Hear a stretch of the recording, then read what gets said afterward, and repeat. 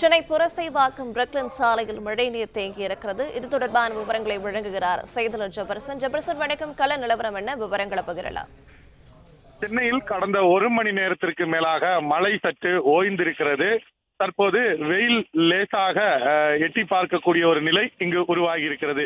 இந்த நிலையில் தான் தற்போது தாழ்வான பகுதிகளில் வெள்ள நீர் தேங்கி இருந்த பகுதிகளில் மோட்டார் பம்புகள் மூலமாக வெள்ளத்தை அப்புறப்படுத்தக்கூடிய பணிகள் ஆங்காங்கே நடைபெற்று வருகிறது.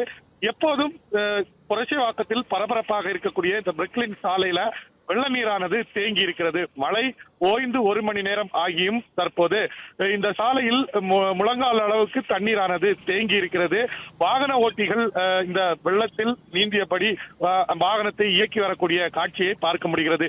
இருசக்கர வாகன ஓட்டிகள் தத்தளித்தபடி வரக்கூடிய காட்சிகளை பார்க்க முடிகிறது. குறிப்பாக இந்த சாலையில் தண்ணீர் தேங்கி நிற்பது மட்டுமல்லாமல் குண்டு குழியுமாக சாலை இருப்பதாக இந்த வாகன ஓட்டிகள் தெரிவிக்கிறார்கள்.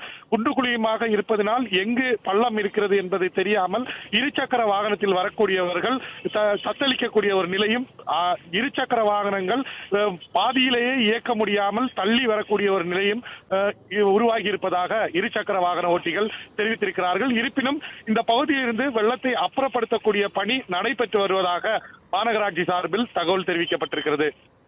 பிளே ஸ்டோர் மற்றும் ஆப் ஸ்டோரில் இருந்து பாலிமர் செயலியை QR கோடு மூலம் பதிவிறக்கம் செய்யுங்கள். செய்திகளை உடனுக்குடன் பெறுங்கள்.